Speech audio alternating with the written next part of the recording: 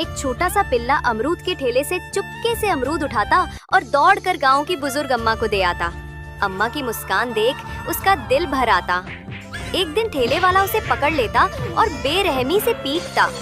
रोता हुआ पिल्ला जंगल की ओर भाग जाता। वहाँ उसे एक अमरूद का पेड़ दिखता। खुशी से झूमकर वो अमरूद तोड़ता और फिर अम्मा के पास दौड़ता। अम्मा की आंखों में खुशी देख पिल्ला भूल जाता सारी पीड़ा। इस प्यारे पिल्ले के लिए एक सब्सक्राइब तो बनता है।